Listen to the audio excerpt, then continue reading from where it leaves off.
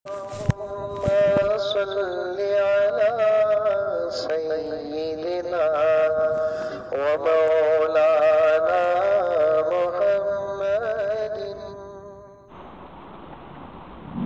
بسم الله الرحمن الرحيم. الحمد لله وكفى وسلام على عباده الذين اصطفى. أعوذ بالله من الشيطان الرجيم. بسم الله الرحمن الرحيم.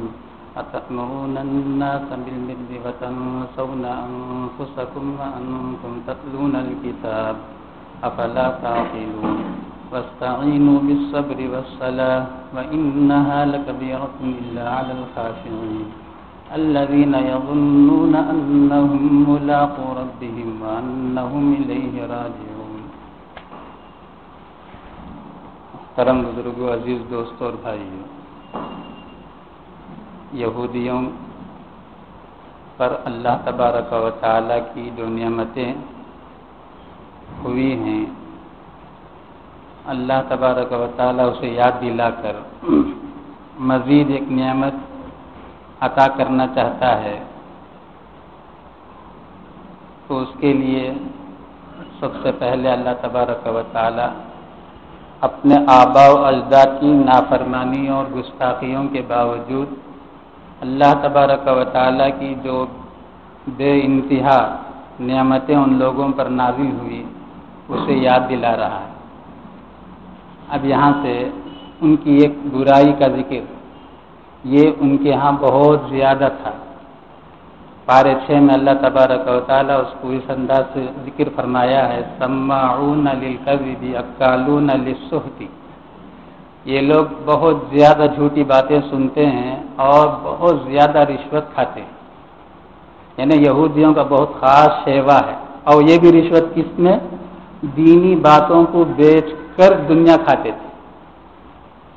دینی امور کو آرام سے یعنی تورات کی آیتوں کو، تورات کے احکام کو، حضرت موسیٰ علیہ السلام پر جو نازل ہوئی شریعت، اس کے مقابلے میں 2-4 چاہے وہ ہزاروں کا ہو، اللہ تبارک و تعالیٰ فرماتے ہیں وہ بڑی آسانی سے اسے لے لیتے تھے.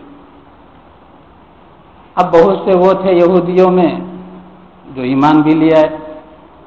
اب جو ایمان لے آئے وہ دوست احباب تھے. اب وہ لوگ ان سے ملتے، کہتے ارے تم لوگ کیوں نہیں ایمان قبول کرتے؟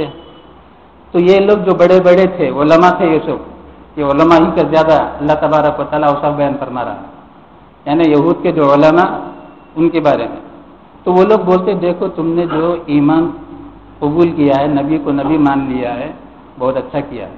اسی پر جمے رہنا، کہیں ایسا نہ ہو کہ تم پھر چھوڑ دو تو تم دنیا میں اور آخرت میں رسوا اور ذلیل ہوں گے اور اللہ کے عذاب کے مستحق ہوں گے. یعنی دوسروں کو تو یہ بول رہے ہیں کہ محمد صلی اللہ تعالیٰ علیہ وسلم پر ایمان لاؤ اور قرآن پر ایمان لاؤ اور اسی پر جمے رہو، اور خود کو بھلا رہے ہیں. تو اللہ تعالیٰ فرماتا ہے اتأمرون الناس بالبر وتنسون انفسکم. کیا تم لوگوں کو حکم دیتے ہو بھلائی کا؟ بر نیکی، کوئی بھی ایک نیکی ہو، آدمی دوسرے کو بولتا ہے، وہ نیکی کون، یعنی جس قسم کی بھی نیکی ہو، چاہے وہ مالی ہو چاہے وہ بدنی ہو، لیکن اللہ تعالیٰ فرماتا ہے وتنسون انفسکم، حال یہ کہ تم اپنے کو بھلاتے ہو. سب سے پہلے تو اپنے اوپر تم کو محنت کرنا تھا تاکہ آپ اس محنت کے ذریعے اپنے جسم کو عذاب جہنم سے بچاتے، بجائے اپنے کی حفاظت کرنے کے. جو ایمان لائے ہوئے دوست احباب ہیں ان کو جہنم سے بچنے کی تم ترغیبیں دے رہے ہو. اور حال یہ کہ تم کتاب پڑھتے ہو، وانتم تتلون الکتاب، یعنی تورات تم باقاعدہ پڑھتے ہو. تورات پڑھنے کے بعد بھی تورات میں کیا ہے؟ تورات میں تو اللہ کے احکامات ہیں، اس میں بہت اہمیت کے ساتھ یہ بات ذکر ہے عالم بے عمل. ایک مرتبہ حضرت حذیفہ رضی اللہ تعالیٰ عنہ نبی علیہ السلام کے سامنے تشریف لائے. سلام کے بعد پوچھا من اشر الخلق یا رسول اللہ، روئے زمین میں سب سے بدترین مخلوق کون ہے؟ چہرے انور بدل گیا، سرخ ہو گیا، چہرہ موڑ لیا. پھر ادھر سے حضرت حذیفہ پھر سے پوچھا، یعنی جیسے ہی چہرے کا رنگ بدلا، حضرت حذیفہ فرماتے ہیں میں سمجھ گیا ایک اہم میں نے سوال کر لیا جس کی وجہ سے چہرہ متغیر ہو گیا۔ ادھر سے آئے پوچھا من اشر الخلق یا رسول اللہ، پھر نبی علیہ السلام ادھر مڑ گئے، ادھر سے گھوم کے آئے، پھر پوچھا من اشر الخلق یا رسول اللہ۔ جب 3 مرتبہ سوالات اور جوابات ہو گئے تو نبی پاک صلی اللہ تعالی علیہ وسلم نے بدلے ہوئے چہرے کے ساتھ یہ ارشاد فرمایا، العلماء السوء، برے علماء، انہیں دنیا میں بدترین مخلوق اگر کوئی ہے تو وہ بے عمل علماء ہے۔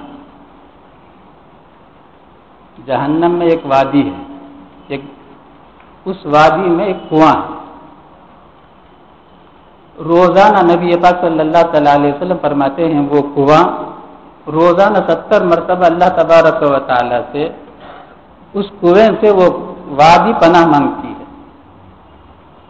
اور پورا جہنم روزانہ 70 مرتبہ اس وادی سے اور اس کنویں سے اللہ تبارک و تعالی سے پناہ مانگتے ہیں، پروردگار ہمیں اس کنویں سے اور اس وادی سے ہماری حفاظت فرما۔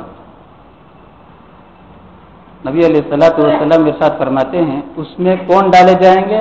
اس میں بے عمل عالم ڈالے جائیں گے۔ تو تورات میں یہ تذکرہ بار بار تھا کہ اللہ تبارک و تعالیٰ کے نزدیک انتہائی بڑا ظالم، بڑا مجرم اگر کوئی تھا تو بے عمل عالم ہے۔ تو اللہ تعالیٰ اسی کی یاد دلا رہے وانتم تتلون الکتاب، حالانکہ تم کتاب کی تلاوت کرتے ہو، تورات پڑھتے ہو، تورات میں جا بجا اللہ تبارک و تعالیٰ نے ذکر فرمایا ہے، دوسروں کو تو بول کر جہنم سے بچانے کی فکر کرتے ہو، افلا تعقلون، کیا تمہیں سمجھ نہیں ہے؟ تعقلون کا یہی معنی ہے، لفظی معنی، لیکن یہاں اصل معنی یہ ہے افلا تعقلون، کیا تم اپنے کی حفاظت نہیں کرو گے، اپنے کو نہیں بچاؤ گے جہنم سے؟ افلا تعقلون۔ اللہ تبارک و تعالیٰ یہ خطاب تو اب جو علماء یہود موجود ہیں ان سے ہے، یعنی دوسروں کو یہ کہہ کر کہ محمد پر جو ایمان لے آئے ہو، قرآن پر جو ایمان لے آئے ہو اسی پر جمے رہو، اور خود کو اپنے آپ کو بھلا رہے ہو اور خود کو لے جا کے جہنم میں ڈال دو، یہ کون سی سمجھ کی بات ہے؟ یہ کون سی عقل اور دانائی کی باتیں ہیں؟ تو افلا تعقلون۔ اچھا، اب ان لوگوں کا، ان علماء یہود کا نبی علیہ الصلوۃ والسلام پر ہو یا قرآن پاک پر ایمان نہ لانا، اس کی کیا وجہ ہے؟ قرآن میں اللہ تعالیٰ شروع سے لے کر آخر تک کئی جگہ میں اس کا تذکرہ کیا ہے، 2 ہی وجہ ہیں۔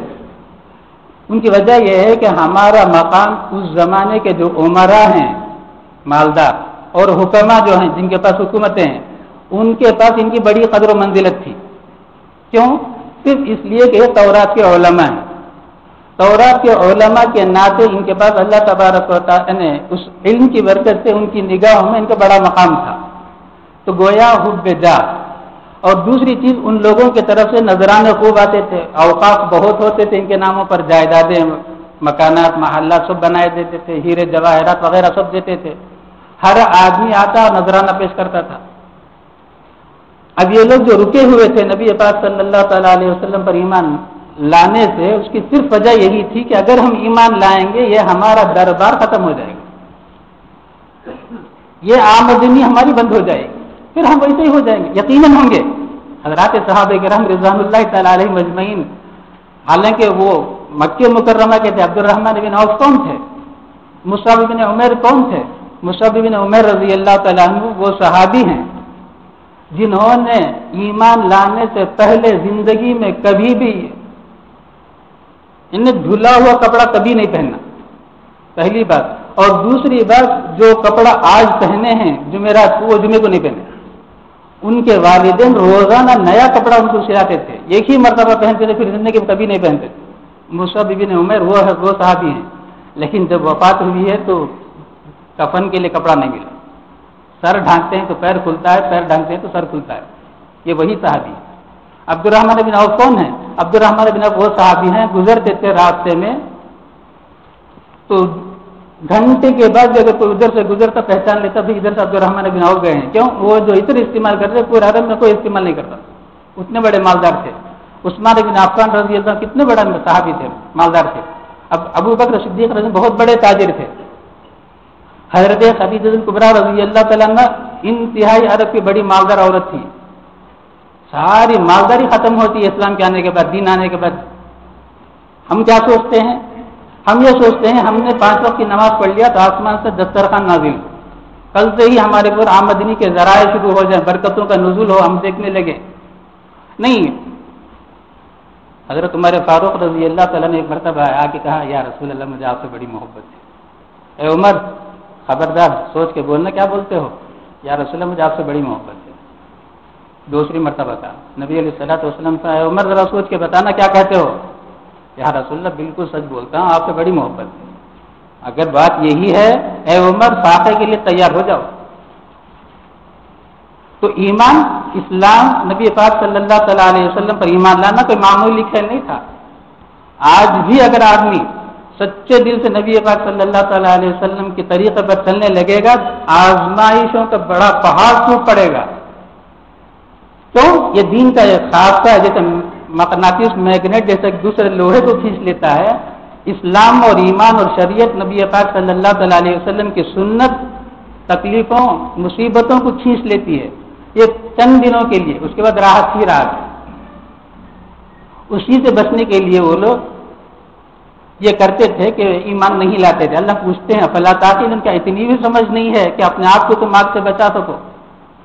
اس کا حل یہ ہے, ایک تو مال کی محبت ہے, ایک تمہارا لوگوں کے درمیان عزت کے ساتھ جینے کا ایک شوق ہے.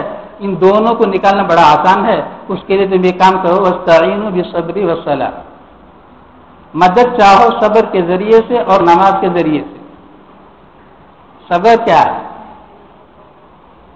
صبر اردو کا صبر, یہ عربی کا صبر ہے. قرآن پاک کا صبر ہے. قرآن پاک میں جو صبر آیا ہے کئی مقامات پر کئی معنی آئیں گے, انشاءاللہ اسے وضاحت کروں گا. یہاں پر معنی یہ ہے اپنی خواہش کے خلاف جو کام ہوگا وہ صبر. تمہاری خواہش ہے کہ ہماری آمدنی آئے, ہمیں لوگ عزت کی نگاہوں سے دیکھیں, یہ خواہش نکال دو, یہ صبر ہے. سب سے پہلے تم صبر اپناؤ, واستعینوا بالصبر, اور دوسرا کام والصلاۃ, نماز قائم کرو.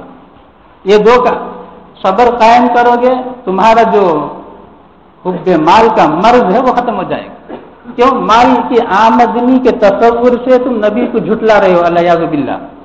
جب تم صبر کر لو گے, تمہاری خواہشات کے خلاف تم کرنے لگو گے, اپنے ارادے سے بھی ہمارا مال ہمیں ضرورت نہیں ہے, ہم سارا مال جا کے واپس کر دیں گے حکمرانوں کو اور عمرا کو, یہ تمہارے مزاج میں آ جائے گا. خود بخود تم دین پر, اسلام پر اور نبی علیہ الصلوۃ والسلام پر ایمان لانے والے ہو جاؤ گے.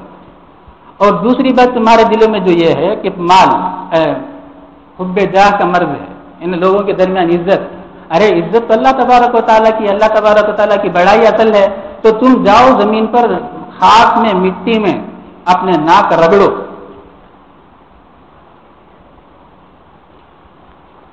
اسی وجہ سے حضرت حجت الاسلام مولانا رشید احمد گنگوہی رحمۃ اللہ علیہ فرماتے ہیں اصل تو یہی ہے کہ ہماری ناک مٹی میں رگڑے جائے. پرانے زمانے کی مسجدیں مٹی ہی کی تھی, یہ چپس ہو یا سنگ مرمر یا ابتر اور حسیریں وغیرہ. حضرت فرمایا کرتے تھے کہ عام طور سے لوگ, یہ میں جو بولتا ہوں تقریباً 70-80 سال پہلے کی بات ہے, حضرت کے وفات ہی 80 سال پہلے ہوئی. تو حضرت فرمایا کرتے تھے جب مسجد میں جاتا ہوں دیکھتا ہوں کوئی صاحب دھول ہے, بھائی دھول کے لیے اپنے وہی رومال سے وہ جھاڑنے لگتا ہے, تو مجھے تعجب ہوتا ہے, ارے اللہ کے سامنے اپنے پیشانی کو رگڑنا, اگر کچھ خاک لگ جائے ناک میں اور پیشانی میں تو کیا بگڑ گیا, اسی کے ذریعے سے تو جنت میں جانا ہے. تو حضرت پسند نہیں فرماتے تھے.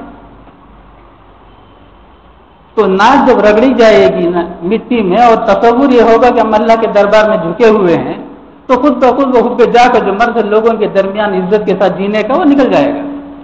لیکن یہ نماز وَإِنَّهَا لَكَبِيرَةٌ, بہت بھاری ہے, آسان نہیں ہے. صبر آسان ہے, اس سے پہلے ہی بتایا. صبر میں چھوڑنا ہے, نماز میں کرنا ہے. چھوڑنا آسان ہے, چھوڑنا اسی لیے اللہ تبارک و تعالیٰ نے صبر کے بارے میں نہیں کہا یہ بڑا بھاری ہے, لیکن نماز بھاری ہے.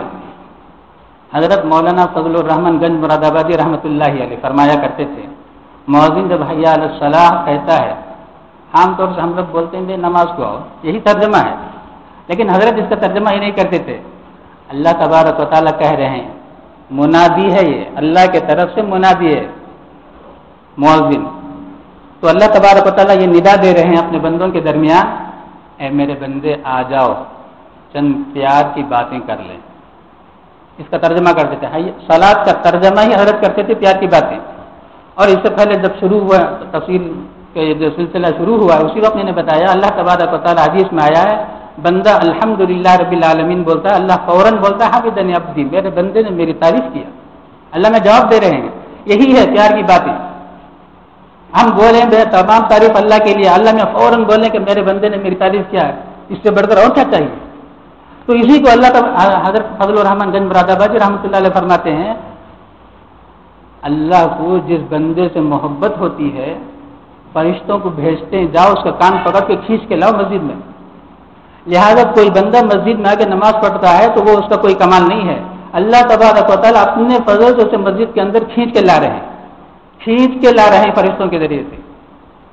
हजरत जो फरमा रहे हैं हदीस की रोशनी में फरमा रहे हैं, फरिश्ते हमें खींच के ला रहे हैं, हमें एहसास नहीं है। अब ये सवाल पैदा होगा तो कैसे खींच के लाएंगे। उसकी मिसाल अगर समझना है, खींच के लाने की वाज़ेह मिसाल ये है कि हम आते हैं, वजू बनाते हैं, मस्जिद में आके नमाज में खड़े हो जाते हैं, तब भी दिल हमारा बाहर होता है, तो जिस्म को पकड़ के खींच के लाया, दिल को हम अपने इख्तियार में दिया, तुम अपने दिल लगाओ।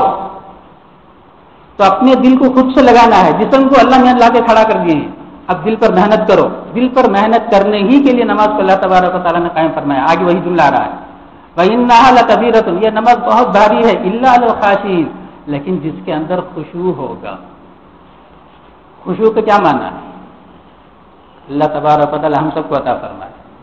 खुशू का माना यह है कि नमाज में खड़े होने के बाद नमाज के बाहर का कोई काम हाथ से, आंख से, किसी से न करें, बस ऐसे खड़ा रहे कि गोया कि पुतला खड़ा हुआ, खुजली आ रही है, नहीं खुजा रहा है, मच्छर काट रहा है, अरे अल्लाह के हुक्म से काट रहा है। बहुत से अल्लाह वाले ऐसे गुजरे हैं, जब मच्छर काट लेता नमाज में तो ऐसा खामोश होते और फरमाते अपने मुरीदों से, ये मच्छर जो आया है और काट रहा है अल्लाह के हुक्म से काट रहा है, अल्लाह तबारक व तआला को मुझसे बड़ी प्यार आ गई है, अल्लाह मैं देखना चाहते हैं कि मच्छर को भेज के देखे, नमाज में मच्छर की तरफ उसका ध्यान जाता है कि मेरे ही तरफ रहता है। तो इसके लिए अल्लाह तबारक व तआला भेज रहे हैं, मच्छर नहीं आ रहा है हमारे पास, अल्लाह में मच्छर को भेज रहे हैं। अब जैसे किसी से प्यार हो जाता है तो उसे आजमाते हैं, बहुत से वाक़यात आज याद आ रहे हैं। मसनवी में मौलाना रूमी रहमतुल्लाह अलैह किस्सा लिखे लैला मजनून का, जहाँ ये लफ्ज़ आता है हमारे दिमाग बहुत ख़राब होता है, लेकिन लैला मजनून जो नाम मशहूर है उनके दरमियान की जो मोहब्बत है खालिस मोहब्बत थी। हमारे दरमियान लैला मजनून और मोहब्बत ये सब गलत माने में जाकर बहुत बड़ा हो गया।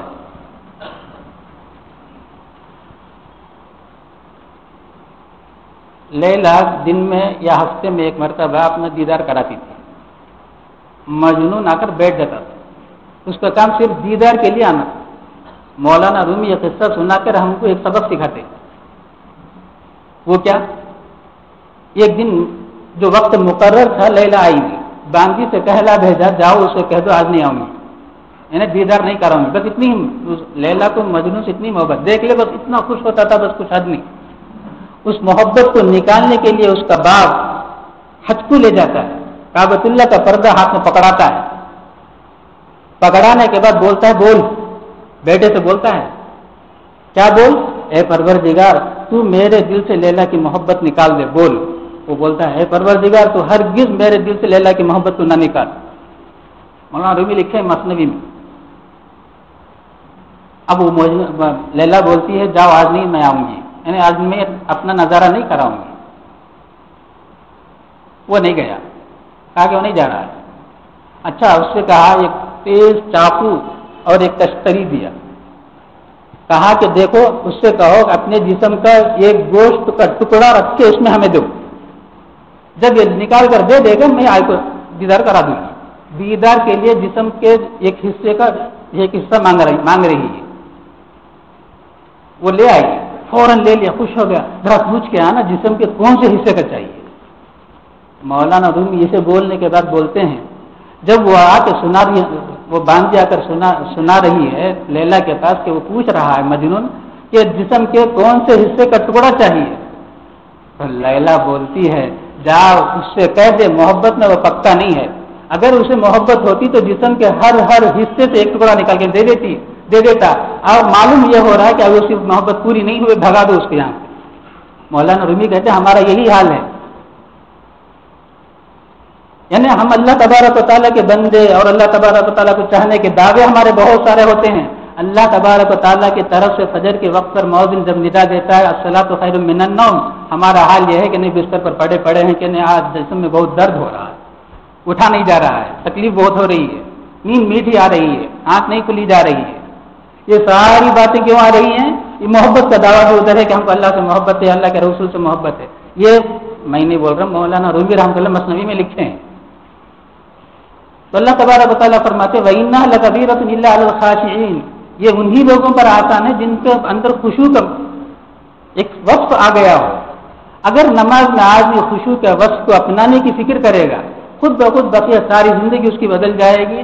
اور خشوع کی پیدا کرنے کے لیے کیا چاہیے؟ اللہ تبارک و تعالیٰ ایک عجیب و غریب نسخہ ہمیں دیتے ہیں. کیا؟ الذین یظنون انہم ملاقو ربہم. وہ لوگ یہ یقین رکھیں، اللہ حفاظت فرمائے اگر یقین ہے تو ایمان کہاں ہے. لیکن اللہ تبارک کتنی پیار ہے، یعنی پورا فائدہ ہمارے لیے سارا کا سارا شروع سے لے کر آخر تک. لیکن کلام کا انداز دیکھیے، اللہ تبارک تعالیٰ فرما رہے ہیں الذین یظنون، وہ لوگ یقین رکھتے ہیں کہ ان کی ملاقات ان کے رب سے ہونی ہے. رب سے ملاقات پر ایمان نہیں ہمارا، کس کا نہیں ہے؟ سبھی کا ہے. جتنے عالم کے اندر اسلام قبول کیے ہوئے کلمہ بول سب کو سب یہ اقرار کرتے ہیں. اگر وہ یقین آ جائے، یقین آنے کے بعد آدمی کے پاس وہ عمل صابر ہی نہیں ہوں گے اور نماز ایسے خوشی سے آئے گا. اذان ہوگی تب اسے یہ فکر ہوگی کہ میں نے پہلے نماز کو جاؤں. اور ایک تو یہ، اور دوسرا وَأَنَّهُمْ إِلَيْهِ رَاجِعُونَ. دوسری بات یہ ہے کہ وہ اللہ ہی کی طرف لوٹنے والے ہیں. ان دونوں ایک تو اللہ سے ملاقات کرنا ہے اور اللہ ہی کی طرف لوٹ کر جانا ہے. یہ یقین ہو تو اس کی کیا کیفیت ہوگی؟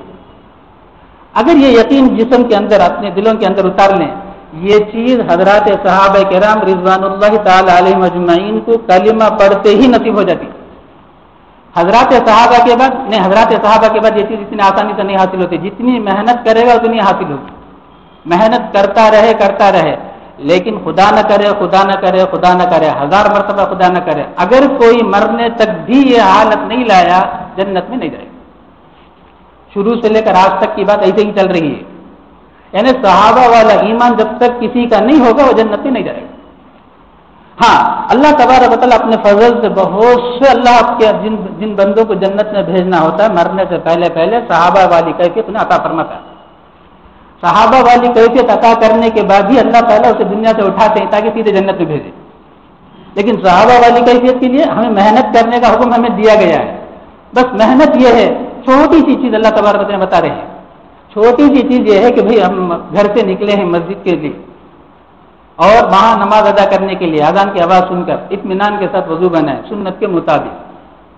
اب نماز میں جب کھڑے ہو گئے ہیں تو بالکل ایسے اپنے آپ کو سمجھے میں مردہ ہوں. بس یہ تصور ہو جائے گا خود بخود آدمی کے اعمال روز بروز ترقی کرتے جائیں گے. بہت جلدی اللہ تبارک و تعالیٰ وہ مقام ہم سب کو عطا فرمائے گا. اللہ تبارک و تعالیٰ ہم سب کو عطا فرمائے. کیا حضرات صحابہ کا جو حال تھا وہ حال ہم سبھی کا ہو اور سبھی کو وہ لانا ہے. ہاں البتہ اگر ہماری کمزوری کی وجہ سے وہ دیر ہو وہ الگ بات ہے، لیکن محنت تو پوری کی آج ہی سے ہمیں کرنا ہے. اسی محنت کے لیے اللہ تبارک و تعالیٰ اس قرآن پاک کو ہمارے سامنے اتار کے آج تک باقی رکھے، قیامت تک باقی رکھے گا، تاکہ یہ حالات ہم اپنے اندر پیدا کرنے کی کوشش کریں گے. اللہ تبارک و تعالیٰ بہت عطا کرنے والی ذات تو وہ ہے. جیسے کہ شروع میں ایک میں نے قصہ سنایا وہ ادھورا ہی رکھا، آج پھر اس قصے کو دہراتا ہوں. حضرت نبی پاک صلی اللہ تعالیٰ علیہ وسلم یہی ایسے ہی تشریف فرماتے ہیں مسجد نبوی میں. عام طور سے آقا دو جہاں رحمت عالم صلی اللہ تعالیٰ علیہ وسلم حضرات صحابہ کے سامنے ایسے ہی تشریف فرما ہوتے ہیں جیسے کہ تشہد میں ہوتے ہیں. سارے صحابہ بیٹھے ہوئے ہیں، ایک صاحب درمیان سے لوگوں کو چیرتے ہوئے آئے، بالکل سفید کپڑا، کالے بالوں والے، حضرت عمر رضی اللہ عنہ روایت کرنے والے. چند سوالات کیے، اس میں سے تیسرا سوال یہ تھا مل احسان، یہی احسان ہے، یعنی انہم ملاقو ربہم وانہم الیہ راجعون کی اگر تفسیر حدیث سے سننا چاہیں گے تو یہی حدیث ابھی جو بولنا چاہتا ہوں. اللہ کے رسول صلی اللہ علیہ وسلم سے 2 سوال پہلے کر لیا، دونوں جواب نبی علیہ السلام نے دے دیا تو انہوں نے کہا بالکل آپ نے سچ کہا. تیسرا سوال کیا مل احسان، احسان کیا ہے؟ نبی پاک صلی اللہ تعالیٰ علیہ وسلم نے فرمایا ان تعبد اللہ کأنک تراہ فإن لم تکن تراہ فإنہ یراک. عبادت ایسی کرو گویا اللہ کو دیکھتے، اور اللہ کو دیکھنا آسان نہیں ہے اس لیے گویا کہا. اب ہم یہ سوچیں بھی اللہ کو گویا ہم دیکھتے ہیں کہ تصور ہم کیسے پیدا کریں؟ یہ دینی امور ہی میں ہمیں نہیں سمجھ میں آتا. کیوں؟ اس پر محنت نہیں، محنت ہو جاتی ہے ہمیں سمجھ میں آ جاتی. دنیاوی امور میں بڑی آسانی سے سمجھ میں آتی. ہمیں خبر آئی کہ 25 اگست کو سی ایم نے ہمیں بلایا ہے، بس آج سے ہماری تیاری ہوگی سی ایم کے سامنے جانے کے لیے.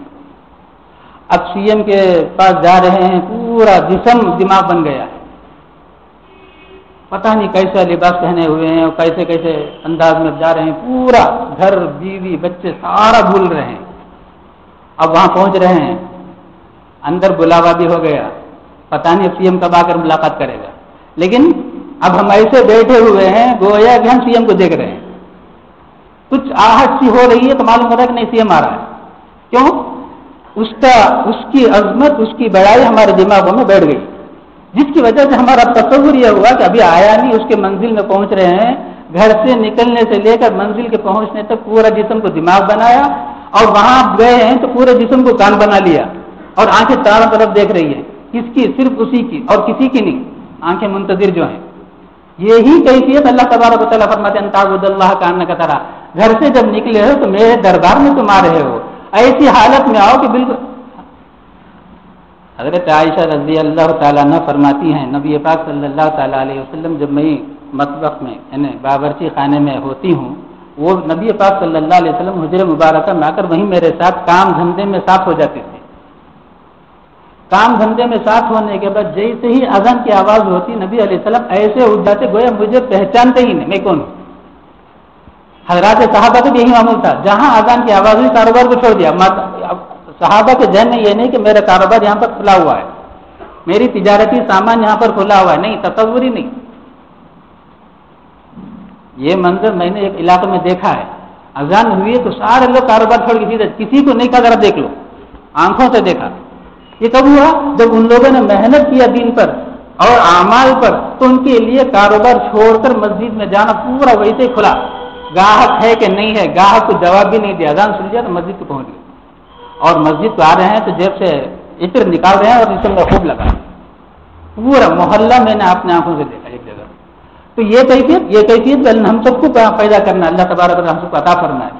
تو یہی چیزیں اللہ تبارک و تعالیٰ، یہی چیزیں جب آ جائیں گی ہمارا پورا وہ حضرت نبی علیہ الصلوۃ والسلام جب ایسی حالت ہو جائے گی صحابہ ہم سے چلتے پھرتے مصافحہ کریں گے، فرشتے ہم سے چلتے پھرتے مصافحہ کریں گے. تو یہاں تک تو یہ بات مختصراً اللہ تبارک و تعالیٰ یہودیوں کے جو گستاخیاں اور ان کی جو نافرمانیاں تھیں اس کو ذکر فرمایا. اب یہاں سے تفصیل شروع ہو رہی ہے. تفصیل یہاں سے 40 نافرمانیوں کا ذکر ہے، انتہائی بڑی، یعنی جرم میں سب سے پہلے نمبر پر. اس سے بڑا جرم میں سمجھتا ہوں کہ نہ کبھی ہوا ہوگا نہ اس سے پہلے اس کے بعد ہوگا. ایسا جرم ان لوگوں نے کیا، اس کو اللہ تبارک و تعالیٰ سنا رہے ہیں، فوری طور پر سناتے ہیں دیکھو ایسا جرم ہوا تو ہم نے معاف بھی کیا اور اس پر مزید انعامات بھی ہم نے کیا ہے.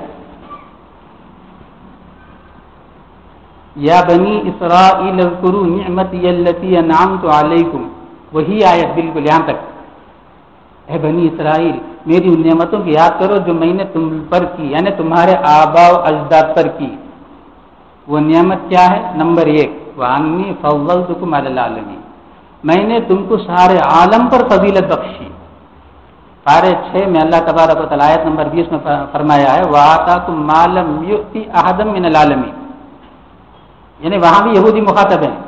یہودی کو مخاطب کر کے اللہ تبارک و تعالیٰ فرماتے ہیں ہم نے تمہیں وہ نعمتیں عطا فرمائی ہیں عالم میں ہم نے کسی کو نہیں دیا، معلم یؤتی احد من العالمین۔ اور ایک جگہ اللہ تبارک و تعالیٰ فرماتے ہیں ہم نے چن لیا، پسند کر لیا تم کو، وَلَقَدِ اخْتَرْنَاهُمْ عَلَى الْعَالَمِينَ، سارے عالم کے انسانوں میں تم کو ہم نے پسند کر لیا۔ اخترنا بولتے ہیں پسند کرنا، اور اسے بولنے کے لیے اللہ تبارک و تعالیٰ قسم بھی کھا رہے ہیں وَلَقَدِ اخْتَرْنَاهُمْ۔ لقد میں قاف دال جو قد ہے، قد پر جب لام آ جاتا ہے تو اس کا معنی قسم بخدا، اللہ تبارک و تعالیٰ قسم کھا کے بولتے ہیں یہودیوں سے مخاطب ہو کر، اے یہودیوں تم کو میں نے پسند کر لیا۔ اب وہ کون سی فضیلت ہے جو اللہ تبارک و تعالیٰ نے یا خاص طور سے سب سے پہلے ذکر فرمایا؟ یہ اس وقت کا قصہ ہے جبکہ یعنی اس اعتبار سے نہیں کہ ان کو دولت مل گئی، اس اعتبار سے نہیں کہ ان کو حکومت مل گئی، اس اعتبار سے نہیں کہ ان کی تعداد بہت زیادہ تھی بنی اسرائیل کی، نہیں، آخر تھی کیا چیز؟ کیوں؟ یہ جس زمانے کی بات ہے اللہ تبارک و تعالیٰ جس زمانے کا تذکرہ یہاں فرما رہے ہیں، اس زمانے میں مصر کی حکومت بڑی شاندار، اور اس وقت ہندوستان میں بھی خوب مال و دولت اور حکومت، ہندوستان بھی بہت پرانا ملک ہے، آدم علیہ نبی علیہ الصلوۃ والسلام کے زمانے سے ہندوستان ہے، یعنی آدم علیہ الصلوۃ والسلام سیلون میں اترے ہیں اور ہندوستان پار کرتے ہوئے ہی جدہ طرف گئے، تو اس اعتبار سے حضرت آدم علیہ نبی علیہ الصلوۃ والسلام کا قدم مبارک ہندوستان کے سرزمین میں پڑا ہے سیلون سے نکلنے کے بعد، تو اس اعتبار سے سب سے پرانا ملک ہے۔ تو ہندوستان بھی اس زمانے میں بہت بڑا ملک شمار ہوتا تھا، بہت سارے خزانے یہاں تھے اس زمانے کی بات، جس وقت بنی اسرائیل کے کلدان وہ بھی ایک قوم تھے، وہ بھی بہت تھے، بڑی تعداد میں تھے، مال بھی بہت تھی ان کے، مال بھی بہت تھا، حکومت بھی تھی ان کے پاس۔ اب یہاں کون سی چیز تھی؟ اس وقت ایک چیز تھی ان کے اندر جو عالم کے اندر کسی کے اندر نہیں تھی، وہ کیا؟ وہ وہی ہے جس کو اللہ تبارک و تعالیٰ نے اپنے فضل سے ہم سب کو عطا فرمایا، ایمان۔ یہ فضلتکم جو بول رہا ہے اللہ تبارک و تعالیٰ، ہم نے تم کو فضیلت دی سارے عالم والوں پر، وہ فضیلت کیا ہے؟ وہ فضیلت ایمان ہے، اللہ کو ایک ماننا، اس وقت جو نبی تھے اس کی ماننا۔ ایسی بڑی فضیلت ہم نے تم کو عطا کیا تھا کہ پوری سرزمین میں صرف تم حقدار تھے خلافت کی، تو اتنی اس سے بڑھ کر اور کیا چیز ہوگی؟ وہی چیز آج بھی تم کو نصیب ہو جائے گی اگر اس وقت آپ کے سامنے نا تم لوگوں کے سامنے جو نبی موجود ہیں محمد صلی اللہ تعالیٰ علیہ وسلم، ان پر ایمان لے آؤ گے تو تمہیں 2 اجر ملے گا، ایک اپنی کتاب اور اپنی نبی پر ایمان لانے کا، اور اس نبی پر اس کتاب پر ایمان لانے کا۔ قرآن میں اللہ تبارک و تعالیٰ فرماتے ہیں تمہیں 2 اجر اللہ تبارک و تعالیٰ عطا فرما رہے ہیں، تو یہ 2 اجر حاصل کرنے کے لیے اللہ تبارک و تعالیٰ یہ ترغیب دے رہے ہیں، وَأَنِّي فَضَّلْتُكُمْ عَلَى الْعَالَمِينَ۔ اگر تمہیں یہ غرہ ہو کہ ہم انبیاء علیہ نبینا علیہم الصلوۃ والسلام کی اولاد ہیں، اس سے پہلے بتایا بنی اسرائیل میں 40,000 انبیاء علیہ السلام گزرے، انہی کی اولاد بنی اسرائیل کہلاتی ہے، وہی آج یہودی کے نام سے دنیا میں پہلے ہوئے، تو اللہ تبارک و تعالیٰ فرماتا ہے اب بھی اچھا موقع ہے، کیا تمہارے سامنے نبی موجود ہیں، تمہیں برابر بار بار تمہیں دعوت دے رہے ہیں اسلام کی طرف، دین کی طرف، قبول کر لو، بس تم وہی ہو جاؤ گے جو پہلے سے تم کو وہ فضیلت ہے، اسی لیے اس فضیلت کو حاصل کرنے کے لیے ایک بات سوچو، تصور کرو، اس کو صوفیہ کی زبان میں مراقبہ کرو، یعنی بیٹھ کر تصور کرو، وہ کیا؟ وہ یہ ہے کہ دیکھو اگر تمہارے ذہن میں یہ ہے کہ انبیاء علیہ السلام کے ہم اولاد ہیں، انبیاء علیہ السلام قیامت کے میدان میں اللہ سے ہماری سفارش کر کے ہمارا کام بنا دیں گے، یہی زیادہ غرہ تھا ان لوگوں کو، بار بار بولتے تھے نحن ابناء اللہ و احباؤہ، ہم اللہ نعوذ باللہ اللہ کے بیٹے ہیں اور اللہ کے وی آئی پی ہیں، صرف وی آئی پی بھی نہیں، احبا کا معنی وہ ہے، تو یہی ذرہ تھا ان لوگوں کو، ہم لوگ سیدھے جنت میں جائیں گے، اگر جہنم میں جانا بھی ہو تو صرف 40 دن کے لیے جہنم میں جائیں گے، اس سے بڑھ کر نہیں جائیں گے، کیوں؟ گوشالے کی پرستش ان لوگوں نے 40 دن ہی کیا ہے، تو کہتے تھے اگر جہنم میں جلنا ہو تو 40 دن جلیں گے، اس کے بعد تو جنت صرف اللہ نے ہمارے ہی لیے بنایا ہے، قرآن میں بہت بار بار اللہ تبارک و تعالیٰ ان کے اس عقیدے کے ترجمانی کیا ہے، تو فرمایا دیکھو اس دن کو یاد کرو، ڈرو اس دن سے، واتقوا یوما لا تجزی نفس عن نفس شیئا، کوئی کسی کا کچھ بھی کام نہیں آئے گا، لا تجزی نفس عن نفس شیئا، اس دن اس سرزمین میں یعنی قیامت کے میدان میں کوئی کسی کا کچھ بھی کام نہیں آئے گا. بات پوری ہو گئی. لیکن اور وضاحت کے ساتھ اللہ تبارک و تعالیٰ فرما رہے ہیں. کیوں بار بار وضاحت فرما رہے ہیں؟ اس سے پہلے بھی عرض کر چکا ہوں. حضرت اللہ تبارک و تعالیٰ کو اپنے بندوں سے 70 ماؤں سے بڑھ کر محبت ہے. اسی محبت کا تقاضا یہ ہے کہ اللہ تبارک و تعالیٰ خوب اپنے بندوں کو قریب کرنے کے لیے اپنی نعمتوں کو اور بار بار بہت سی چیزوں کو پھیلا پھیلا کر سمجھاتے ہیں. حالانکہ بات اس میں صاف ہوگی. آگے 3 اور باتیں اللہ تبارک و تعالیٰ فرماتے ہیں. وہ تینوں باتیں اسی کی گویا تفسیر ہیں. یعنی کوئی کسی کا کچھ کام نہیں آئے گا. کیا پہلی چیز کیا ہوتی ہے؟ پہلی چیز یہ ہوتی ہے کہ بعض لوگ مالدار ہوتے ہیں, مال کی محبت ہوتی ہے. وہ یہ چاہتے ہیں کوئی ہمارا سفارش کر دے, ہمارا کام بن جائے, مال ہمارے پاس ایسے ہی رہے. اللہ میں بولتے ہیں وَلَا يُقْبَلُ مِنْهَا شَفَاعَةٌ. اس دن کسی کی سفارش قبول نہیں کی جائے گی. اب کوئی کسی کا کچھ کام نہیں آئے گا. ہو سکتا تمہارے ذہنوں میں جو انبیاء علیہ السلام سفارش کریں گے, تو یہ سفارش جو کریں گے, جو بولتے ہو سفارش کریں گے یا نہیں کریں گے بات کی بات, تمہارے عقیدے کو رکھو ویسے ہی, لیکن کریں گے بھی چیز لا یقبل قبول نہیں کی جائے گی. اور دوسرا کیا؟ دوسرا یہ ہے کہ بھائی کام نکالنا. کام نکالنے کیا کرتے ہیں؟ جائز یا ناجائز. آج مسلمان بھی یہ کرنے لگے, اس سے ہمیں کوئی بحث نہیں, نعوذ باللہ, اللہ حفاظت کرنا. کیا کرتے ہیں؟ بھائی سوٹ کیس لے کے دے دو آفیسر, کام بنا کے لاؤ. اللہ میں بولتے ہیں سوٹ کیس نہیں, پوری دنیا کو سونا بنا کر تمہیں وہاں دے دیا جائے اور تم اللہ میں سے بولو اے پروردگار تم اسے قبول کر لو اور مجھے چھوڑ دو. نہیں, وَلَا يُؤْخَذُ مِنْهَا عَدْلٌ. تم سے کوئی رشوت بھی نہیں لی جائے گی, کوئی عوض بھی نہیں لی جائے گی وہاں پر. تم چاہے پوری دنیا کو سونا چاندی کی شکل میں بنا کر بھی تم پیش کر دو, یعنی اللہ میں پورا بنا کر تمہیں دے دے, تمہیں مالک بنا دے.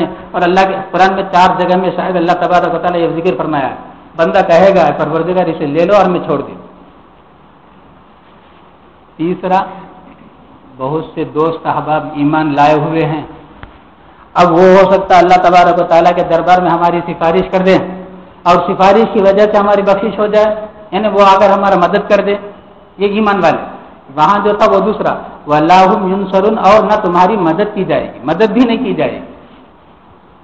یہاں ایک نعمت کا ذکر ہوا اور اس ایک نعمت کے عوض میں مزید نعمتوں کے حصول کے لیے اللہ تبارک و تعالیٰ نے ایک مراقبے کی ہدایت دیا, حکم دیا. بات یہیں سے اب ختم کرتا ہوں. ایک مجھے مسئلہ عرض کرنا ہے. وہ مسئلہ سمجھنے کے لیے کچھ اس کا پس منظر ہے جس کو بیک گراؤنڈ بولتے ہیں, اس کے ساتھ بول دیتا ہوں. کچھ لمحہ, کچھ منٹ آپ لوگوں کے لینا چاہتا ہوں. یہ ضروری سمجھ کر عرض کر رہا ہوں. اسلام میں, شریعت میں ایک ضیافت دعوت ہے جس کو سنت کہتے ہیں. اس کے علاوہ کوئی ضیافت, کوئی دعوت اسلام میں اور شریعت میں نہیں. وہ ہے ولیمہ. ولیمے کے علاوہ کوئی دعوت نہیں. اب عام طور سے چند دعوتیں ہوتی ہیں, اس کی بھی کچھ بول دیتا ہوں. ذرا یہ مسائل ہیں, میں پہلے ہی بتا دیا. حضرت ابو ذر غفاری رضی اللہ تعالیٰ عنہ کی حدیث, نبی علیہ السلام نے فرمایا, اے ابو ذر سنو, ایک مسئلے کا جان لینا 1000 رکعت نفلی نماز سے افضل ہے. رحمت دو عالم صلی اللہ علیہ وسلم نے آگے یہ فرمایا, اے ابو ذر اگرچہ عمل نہ ہو. جب نبی علیہ السلام نے ارشاد فرمایا, اور وہ بات ہم تک 1400 سال کے بعد ویسے ہی ملی, ابن ماجہ میں یہ حدیث موجود ہے, تو نقل کرنے میں کوئی حرج نہیں. بس سنیں اور مسئلہ جان لیں. عمل کی ہمت کریں, اللہ تبارک و تعالیٰ آسان فرمائیں گے. ہمت نہیں کریں گے, اللہ تبارک و تعالیٰ عمل کی توفیق نہیں دیں گے. وہ تو اللہ تبارک و تعالیٰ دستور ہے دین کے بارے میں, ان اللہ لا یغیر ما بقوم حتی یغیروا ما بانفسہم. اللہ تبارک و تعالیٰ کسی بندے مومن کو اس وقت تک نہیں بدلتا ہے جب تک کہ وہ بدلنے کا ارادہ نہیں کرتا. وہ اپنے آپ کو بدلنے کا ارادہ کرے گا تب اللہ تبارک و تعالیٰ بھی اسے بدلیں گے. مثال کے طور پر گھر ٹھنڈک کی دعوت, یہ بھی اسلام میں نہیں ہے. خیر کر لیں, ہو سکتا ہے اس کو بھی جائز قرار دیں گے اگر حلال پیسے سے گھر بنایا ہو اور حلال پیسے سے دعوت کر رہا ہو, اس کے اوپر قرضہ نہ ہو. صحیح, میں ہو سکتا ہے میری یہ بات غلط بھی ہو, لیکن میں سمجھتا ہوں جائز بول سکتے ہیں. لیکن حضرات صحابہ کرام رضوان اللہ تعالیٰ علیہم کی زندگی کو دیکھیں گے, گھر بنا کر وہ فننگ گھر جو شروع کرتے ہیں اس کی ایک سنت ہے. لیکن میں سمجھتا ہوں شاید ہی کوئی اس پر عمل کرتے. وہ کیا, گھر تعمیر مکمل ہو جائے، ہمارے ذہن میں کوئی ایک ایسے ہیں جس کو ہم اللہ کا ولی اور اللہ کا دوست ہم سمجھتے ہیں، بھئی یہ نیک اور دیندار ہے، اسے یہ کہیں کہ ذرا تشریف لے آئیں، 2 رکعت نماز نفلی پڑھ لیں، یہ سنت ہے۔ اس سے بڑھ کر بھائی سب کو جمع کر لیا، بڑے کسی کو بلا لیا، دعا کرا لیا، یہ ثابت نہیں، بہرحال کرا لیں، برکت ہوگی انشاءاللہ کبھی، لیکن طریقہ یہی ہے، کسی بڑے دیندار کو بلا لیں جو ہمارے ذہن میں ہے، ان کو بلائیں، کہیں کہ 2 رکعت آپ نماز یہاں پڑھ لیں، بس مکروہ وقت نہ ہو جائے تو یہ سنت بھی ہو گئی، گھر ٹھنڈک بھی ہو گئی۔ اور 2 عام طور سے جو ہوتا ہے وہ بالکل ناجائز ہے، یہ ختنے کی دعوت اور ایک پھول پہننے کی دعوت، بالکل ناجائز ہے۔ یہ پھول پہننا یا بالغ ہونا یا بڑی ہونا، یہ عنوان دیکھنے میں اچھا ہے، لیکن اتنا برا ہے، اس کا علم پڑوسیوں کی بھی نہ ہو اور گھر کے باہر والوں کی بھی نہ ہو، خالہ ماموں وغیرہ کو بھی نہ ہو، ماں سے بات ختم۔ یہ چیز تو دوسروں کو بولنے کی بھی اجازت نہیں شریعت میں۔ آج پورا پروپیگنڈا ہوتا ہے، اور اس میں ایک اور بہت بڑا وبا آ گیا ہے، وہ کیا، 10 دن تک رکائے رکھتے ہیں، جبکہ یہ جو بالغ ہونا جسے بولتے ہیں 3 دن اس کی کم سے کم مدت ہے، 4تھے 5ویں دن وہ پاک ہو جائے گی، ہو سکتا ہے 7-8 دن میں پاک ہو جائے، صحت مند ہے تو 5-6 دن میں پاک ہو جائے گی، وہاں سے نماز شروع کر دینا ہے، فرض ہے نہا کر۔ اب 10 دن تک رکائے رکھیں گے، پورے گھر والوں کو جمع کریں گے، پورا حرام ہے، بلا شک و شبہ حرام ہے، اللہ کے گھر میں بیٹھ کر بول رہا ہوں۔ اور اس کی اطلاع دینا بھی جائز نہیں، عورت کی ہر چیز پردے کی ہے، ایک عورت اپنا لباس اپنے جسم میں لگا لیا تو اس کپڑے کو بھی احتیاطاً یہ حکم دیا جاتا ہے کہ بھئی دوسرا نامحرم اسے نہ دیکھے، اس کپڑے کو بھی نہ دیکھے، یعنی کپڑا نکال کے رکھا گیا ہے یا سکھایا جائے، ایسی جگہ میں بھی سکھانے کا حکم ہے جس پر غیر کی نگاہ نہ پڑے، یہ ساری باتیں کتابوں میں لکھی ہوئی ہیں۔ اور ختنہ ہے، یہ دعوت بھی جائز نہیں ہے، فقہا نے صاف لکھا ہے، عام طور پہ 7 سال میں 8 سال میں 5 سال میں 6 سال میں ختنہ کرتے ہیں، ختنہ 7ویں دن کرنا سنت ہے۔ اچھا، ان دنوں میں جب ختنہ کرتے ہیں، ختنے والے کو حکم یہ ہے کہ پورا جسم ڈھانک کے رکھیں، ختنے کی جگہ فقط کھلا رکھ کے ختنہ کریں، اس کے علاوہ کے حصے کو دیکھنا بھی ختنہ کرنے والے کو جائز نہیں ہے، جبکہ پورے کنبے اور برادری بلا کر دکھائیں گے تو پورا حرام ہے، اسے اعلان کرانا، سارے آنا اور اسے دیکھنا اور اسے کچھ نذرانہ پیش کرنا، تحفہ دینا، گفٹ دینا، سب نہ جائے۔ اب معاشرہ ہمارا کتنا برا اور گندا ہو رہا ہے، اور دیکھنے کی تو بالکل اجازت نہیں۔ اب ہم یہ کہیں کہ وہ تو 7 سال کا 5 سال کا بچہ ہے، نہیں، شریعت نے کہہ دیا ناجائز حرام ہے، ناجائز اور حرام ہے، ہمارے کر لینے سے وہ جائز نہیں ہو جائے گا۔ اب ولیمہ پر مجھے ایک بہت ہی مختصر سی بات بولنا ہے۔ آج کل جو 1 دن کا نکاح ولیمہ کے نام سے جو شروع ہوا ہے، یہ جائز ہے، نکاح ہوا، نکاح کے بعد ولیمہ کی دعوت جو دلہا کے طرف سے ہو بالکل صحیح ہے، جائز ہے، بار بار بولتا ہوں، لیکن اس نکاح اور اس دعوت کے درمیان میں ہمارے دماغ میں جو بیٹھ گیا میاں بیوی کا تھوڑی دیر کے لیے کم از کم دیکھنا ضروری ہے، یہ حرام ہے۔ اس کے اندر بہت سی برائیاں ہیں، ان برائیوں کی وجہ سے وہ جائز نہیں ہے۔ اب ہمارے لیے دلیل ایک ہی دن میں نکاح اور ولیمہ جائز ہونے کی پورے ذخیرے حدیث میں 23 سالہ نبوت کی زندگی اور 100 سالہ صحابہ کی زندگی میں ایک مثال موجود ہے، 1 دن نکاح ولیمے کے لیے، اس میں یہ قصہ نہیں ہے۔ جب وہ قصہ نہیں ہے تو اسے ہم داخل کریں گے تو گویا ہم نے دین میں شریعت میں اضافہ کیا۔ وہ کیا قصہ ہے، قصہ بھی سنائی دیتا ہوں۔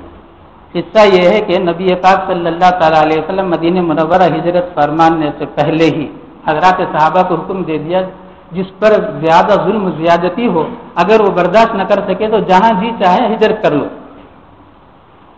تو حضرت ام حبیبہ رضی اللہ تعالیٰ عنہ جو ابو سفیان کی رضی اللہ تعالیٰ عنہ کی بیٹی ہیں، وہ بھی اپنے شوہر کے ساتھ ہجرت کر کے حبشے کو چلی گئی۔ حبشے کو جانے کے بعد اللہ حفاظت فرمائے، شوہر مرتد ہو گیا، عیسائی بن گیا۔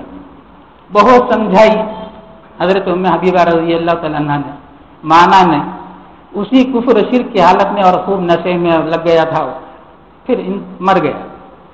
مرنے کے جو عدت گزرنے کا وقت ہے، عدت کا وقت بھی گزر گیا۔ رحمت دو عالم صلی اللہ تعالیٰ علیہ وسلم کی اطلاع اسی وقت ہو گئی جب وہ مرا۔ عدت کے گزرنے کے فوراً حضرت نبی پاک صلی اللہ علیہ وسلم نے ایک صحابی کو اپنا پرچہ بھیجا حبشے کے بادشاہ کے پاس، نجاشی بادشاہ کے پاس. کیا بھیجا؟ میں آپ کو وکیل بناتا ہوں، اگر ام حبیبہ مجھ سے نکاح کے لیے تیار ہو جائیں تو نکاح کرا دیں. حضرت نبی پاک صلی اللہ علیہ وسلم مدینہ منورہ میں، حضرت ام حبیبہ حبشہ میں. فوراً ایک باندی کو بھیجا، شاہ حبش نجاشی نے، ایمان والا تھا، اسلام والا تھا بادشاہ. غائب جنازے کی نماز بھی پوری تاریخ میں ایک ہی ہے، وہ یہی بادشاہ ہیں. ان کا انتقال ہوا تو نبی علیہ السلام نے غائب جنازے کی نماز پڑھایا، اس کے علاوہ کوئی نہیں. تو پیغام بھیجا باندی کے پاس، باندی کے ذریعے سے. باندی گئی، جا کے ام حبیبہ رضی اللہ تعالیٰ عنہ سے فرمایا بادشاہ نے بھیجا ہے، نبی پاک صلی اللہ تعالیٰ علیہ وسلم کی جانب سے خط آیا ہے اور یہ کہا گیا ہے کہ آپ سے منگنی اور نکاح کی وہ بات پیغام پہنچا رہے ہیں. حضرت ام بہت خوش ہو گئی، ہاتھ سے چوڑیاں نکالی، پیر سے پاجر نکالا، جو چھلا تھا وہ سب نکال کے اسے پہلے تحفے میں دے دیا، لے پہلے تجھے لے لے. لینے کے بعد کہہ دیا کہ جاؤ میں تیار ہوں. بادشاہ شاہ حبش وہاں سے تشریف لے آئے. لانے کے بعد حضرت ام حبیبہ رضی اللہ تعالیٰ عنہ کی طرف سے ایک صحابی کو وکیل بنایا گیا. تو نبی علیہ الصلوۃ والسلام کی طرف سے وکیل وہ، حضرت ام حبیبہ رضی اللہ تعالیٰ عنہ کی طرف سے ایک صحابی وکیل بن کر مجمع میں آئے. مجمع میں نکاح پڑھایا شاہ حبش نے ہی. ام حبیبہ رضی اللہ تعالیٰ عنہ کی جانب سے جو وکیل تھے انہوں نے قبول کیا، وہ بادشاہ کی طرف سے ایجاب اور اس صحابی کے ذریعے سے قبول کی. جب وہ قبول ہو گئے، نکاح مکمل ہو گیا، سارے لوگ اٹھنے لگے. شاہ حبش نے کہا بیٹھے رہو، انبیاء علیہ السلام کی سنت ہے ولیمہ کرنا. انبیاء علیہ السلام کی سنت ہے نکاح کے بعد ولیمہ کرنا. سب کو بٹھایا گیا، بادشاہ کا دربار ہے اور 500 دینار مہر متعین کیا گیا. فوری طور پر 500 دینار بھی پیش کر دیا گیا. اس میں سے 50 دینار پھر سے لے کر اس باندی کو دے دیا خوشی میں حضرت ام حبیبہ نے. اس کے بعد وہ باندی کہی کہ نہیں میں ایمان لے آئی ہوں، ساری چیز میں تمہیں واپس کرتی ہوں، مجھے کوئی ضرورت نہیں ہے، واپس کر دیا. وہ خیر تفصیل ہے. تو بادشاہ نے وہیں پر سب کو بٹھا کر ولیمے کی دعوت کیا. یہ ہے ولیمہ ایک دن والا. یہاں نبی پاک صلی اللہ علیہ وسلم مدینہ منورہ میں ہے اور حضرت ام حبیبہ رضی اللہ تعالیٰ عنہ حبشہ میں ہے. ولیمہ ہو گیا، اسی ایک حدیث کو رکھ کر جائز بولتے ہیں. اس کے علاوہ کوئی دلیل نہیں ہے ایک دن کے نکاح کے جائز ہونے کے لیے. اور بقیہ جو کچھ نبی پاک صلی اللہ تعالیٰ علیہ وسلم نے نکاح فرمایا سارا ہم بولتے بھی ہیں. شب زفاف، شب زفاف دن میں کیسے نام تو ہو شب اور وہ دن میں 12 بجے، اسے کیا جوڑ ہو سکتا ہے؟ بالکل وہ اس وجہ سے بھی ناجائز ہے کہ اللہ تعالیٰ نے قرآن میں فرمایا انتم لباس اللہ انتم لباس اللہ، یعنی مردوں کو بیوی کے لیے لباس کہا اور بیویوں کو مردوں کے لیے لباس کہا اور سب کو کہا رات تمہارے لیے لباس ہے. یعنی یہ چیز رات کی ہے. اور نام بھی ہمارے زبان میں شب زفاف، زفاف بولتے ہیں میاں بیوی کے ملنے کو اور شب بولتے ہیں رات کو. تو یہ تو رات کی چیز ہے. یعنی اسلام میں حیا اور شرم کو جتنا ہو اتنا اس کی حفاظت کیا ہے. اور آج ہم پورے کھلے عام بچوں کے سامنے اور مردوں عورتوں کے سامنے ایک شور غپاٹا، پتہ نہیں اس میں کیا کیا ناجائز چیزیں ہو رہی ہیں. ایک انداز میں دیکھا جائے تو یہ گویا دین کا مذاق بھی اڑا رہے ہیں. اب دلہا دلہن دن میں اندر بھیجیں گے، سارا مجمع ہوگا، مردیں بھی ہوں گے عورتیں بھی ہوں گی اور ان کے سامنے جو شور ہوتا ہے یہ ساری چیزوں کی وجہ سے یہ ناجائز، بالکل ناجائز. ہاں نکاح کریں اسی دن ولیمہ کریں، وہ ولیمہ ہی ہے. اور ایک بڑی خرابی اس کی طرف ہمارا دھیان ہی نہیں جاتا ہے، وہ یہ ہے کہ بیچاری دوپہر میں سسرال چلی جاتی ہے. ابھی نئے نئے اجنبیہ دلہن بن کے جا رہی ہے، اسے کون سا سکون ملے گا؟ رات تک بیٹھی بیٹھی رہے گی، وہ سکڑے رہے گی. پورا گویا 8 اور 10 گھنٹے کی مصیبت گویا سارا معاشرہ مل کے اس دلہن پر ڈال رہا ہے. من سلم المسلم من سلم المسلمون من لسانه ويده. صحیح معنی میں مسلمان وہی ہے جس سے ہر مسلمان جس سے ہاتھ سے ہو یا زبان سے دوسرے مسلمان محفوظ رہیں. اپنی بیٹی کو، اپنے لخت جگر کو، جسے لخت جگر بولتے ہیں، اسے مصیبتوں میں ڈال دیا رات تک کے لیے. اب بیچاری جا کے تنہا بیٹھی ہوئی ہے، خاموش بیٹھی ہوئی ہے. اب یہاں رہے گی بھائی، اپنے گھروں میں رہے گی اور یہ رخصتی نکاح بھی ہو جائے ولیمہ بھی ہو جائے. ولیمہ ہونے کے بعد مغرب کے بعد ہی رخصتی، کوئی گناہ نہیں ہے. یعنی یہ ساری چیزیں ہم لوگوں نے یہ سمجھا کہ یہی دین ہے، یہی شریعت، یہ سمجھ کے ہم لوگ کر رہے ہیں. یہ شریعت نہیں ہے، یہ دین نہیں ہے. دین اور شریعت یہی ہے کہ مغرب کے بعد رخصتی ہو، اس میں کوئی نقصان نہیں آئے گا۔ نقصان اس وقت آئے گا جبکہ اس کے خلاف کریں گے اور اسے دین ہم سمجھ کے کر رہے ہیں، اور جو غیر دین کو دین سمجھ کے کریں گے یہ بہت بڑا گناہ ہے۔ یہ کام صرف نبی پاک صلی اللہ علیہ وسلم کا، یعنی کسی چیز کو دین بنا کر پیش کرنے کا کام رحمت دو عالم صلی اللہ تعالیٰ علیہ وسلم کا ہے، حضرات صحابہ کا بھی نہیں ہے۔ یہ صحابی کو یہ پاور اللہ تعالیٰ کے رسول نے اللہ نے یہ نہیں دیا کہ تم کوئی دین کی نئی بات بنا کر لوگوں کے سامنے پیش کرو۔ یہ کام صرف حضرت نبی پاک صلی اللہ تعالیٰ علیہ وسلم کے لیے ہی سزاوار ہے۔ کیوں؟ حضرت نبی علیہ الصلوۃ والسلام جو بتائیں گے، جو کریں گے، وہی کے ذریعے سے کریں گے، اللہ کے حکم سے کریں گے، اور قرآن اس کے لیے گواہ ہے، وما ينطق عن الهوى ان هو الا وحی یوحى، یعنی نبی علیہ السلام جو بولتے ہیں وہی کے ذریعے سے بولتے ہیں، کبھی اپنی خواہش سے کبھی کچھ نہیں بولتے۔ تو اسی صورت میں یہ چیز اگر کرنا ہے تو ہمارے پاس حدیث چاہیے یا صحابہ کی بات چاہیے۔ اگر صحابی کی بات بھی نہ ہو، حدیث بھی نہ ہو، ہم کریں تو گویا غیر دین کو دین بنانے والے مجرم ہوں گے۔ اللہ ہم سب کی حفاظت فرمائے، ہم سب کو سمجھ کی توفیق عطا فرمائے۔ بس دین کو اگر ہم سمجھیں گے کہ جو دین نبی علیہ السلام لائے وہی ہمارے لیے قابل قبول ہے، یہ فیصلہ ہم اللہ کے گھر میں بیٹھ کر لیں گے۔ دین کی ساری باتوں کا سمجھنا بڑا آسان ہے۔ ہو سکتا ہے میری آواز ذرا تیز ہو گئی ہو، الفاظ کچھ ذرا سخت سے دکھائی دے رہے ہوں تو آپ برا نہ مانیں۔ دین جو ہے اس کو میں بہت دنوں سے سوچ بھی رہا تھا، لیکن اس وقت ایک تقاضا یہ آیا، ایک صاحب نے سوال کیا، کہا کہ آپ ضرور یہ مسئلہ بتائیں، اس لیے میں بتانے پر مجبور ہوا۔ میں تمہیں ورنہ سوچا یہ مضمون جہاں آئے گا نکاح کا اس وقت بتائیں گے، لیکن ابھی بتا دیتا ہوں، ہو سکتا بھی اس کے ذریعے سے اگر چند افراد بھی اس سے اوائڈ کرنے لگیں گے، بچنے لگیں گے، ہمارا کام تو ہو گیا۔ اللہ کے فضل و کرم سے اللہ تبارک و تعالیٰ دین کو قیامت تک ویسے ہی باقی رکھیں گے، ذرا برابر تبدیلی نہیں آئیں گے۔ اگر تبدیلی آئے گی تو ہماری زندگی میں آئے گی، دین میں نہیں آئے گی۔ اللہ ہم سب کی حفاظت کرنا ہے، اس کا خاص لحاظ رکھیں۔ جو مسائل اب اس وقت میں نے بیان کیا عام طور سے یہ عورتوں سے متعلق ہیں، اس لیے گھر پہنچ کے جتنا سنے ہیں میں سمجھتا ہوں ذرا ٹہر کے ہی بولا ہوں۔ غلط فہمی اگر ہو گئی ہو میں تو یہیں رہتا ہوں پوچھنے، ورنہ یہ باتیں جا کر اپنے اپنے گھروں میں عورتوں میں سنائیں۔ یہ مسائل سب سے پہلے سنا، بہت آسانی سے پورے بشارت میں انشاءاللہ پھیل جائے گا، اور انشاءاللہ اس کی وجہ سے ایک حالت بھی بدل جائے گی اللہ کی رحمت۔ یہ ایک سنت میں اللہ، ایک حدیث سنا کے بعد کو ختم کر دیتا ہوں۔ حضرت ابن مسعود رضی اللہ تعالیٰ عنہ کی حدیث، حضرت ابن مسعود رضی اللہ، یہی خاشعین کی آیت پر ایک حدیث حضرت ابن مسعود رضی اللہ تعالیٰ عنہ کی ہے۔ حضرت ابن مسعود رضی اللہ تعالیٰ عنہ سے پوچھا خاشعین کا کیا معنی؟ حضرت ابن مسعود رضی اللہ تعالیٰ عنہ نے جواب دیا، نماز اگر نبی کے طریقے پر ہو تو وہ خاشعین میں سے ہو جائے گا، اگر یہ ایک سنت کو چھوڑے گا، نماز میں یہ ایک سنت کو چھوڑے گا تو گمراہی میں پڑ جائے گا۔ اللہ ہم سب کی حفاظت کرنا ہے۔